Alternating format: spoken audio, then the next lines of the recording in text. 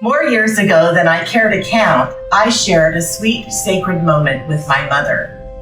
There were only a few days left until Christmas, and I was no more than 3 years old, yet I remember my sense of awe and reverence as if it were yesterday.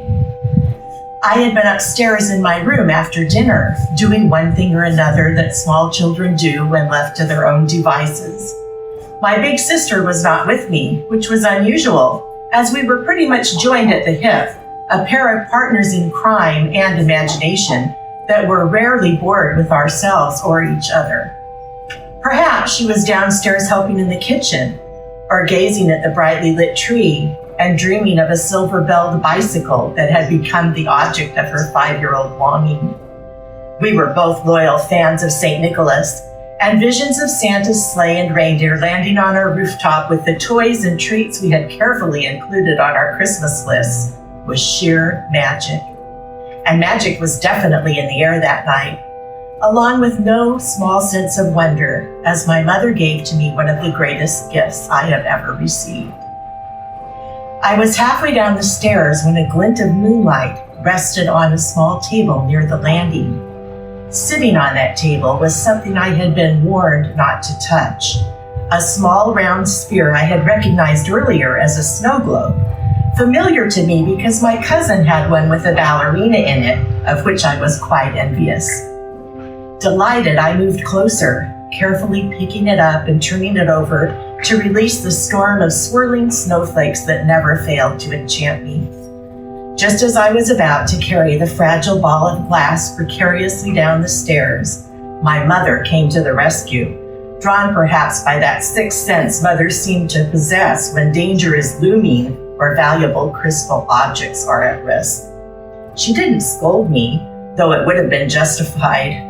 Money was carefully spent in our household, and the globe had been a gift my mother would not have purchased for herself. Still, her voice was kind, as she gently removed it from my small hands and beckoned me over to the window seat. There, she introduced me to every carefully crafted figure in the nativity scene that nestled in the center of the glass, whispering with reverence the part played by each one of them in the greatest story ever told. The quiet intensity of her soft tone was palpable, a warm blanket around my heart as she shared her testimony of Christ's birth and all it means to every one of us, the children of his heart. I felt the truth of it deeply, and my spirit was forever changed by a mother who knew a teaching moment when she saw one.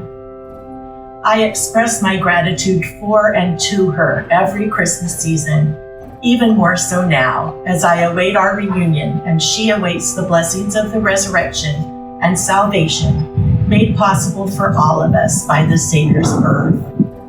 Truly, there could be no greater gift. And so I'll close with a poem I wrote several years ago, inspired in no small part by the reverence I feel for mothers and children and snow globes turned sacred and Christmas. It's called Little Bits of Heaven. Little bits of heaven swirl around the manger bright, falling softly as the memory of that Christmas night when all the world stood still in wonder at the Savior's birth, and choirs of angels sang out joy and peace to men on earth. Through all the corridors of time, I hear their voices ring. Sweet visions fill my head as though I were remembering the silence of that lonely night, the brilliant star above, a mother's gentle touch, her eyes aglow with hope and love. I take my place beside the wise men, hold a shepherd's crook. The light of all the world is nestled in this sacred nook. My spirit knows that life on earth will be forever new because of one whose love for me is infinite and true. I bow my head in reverence ere I leave the stable bare, and passing over darkened streets, I feel his presence there. In waking dreams of Bethlehem, or in my humbled heart, I carry with me every blessing heaven can impart. I'll always find the baby there and hear the angel's song whenever I look deep within where sacred truths belong.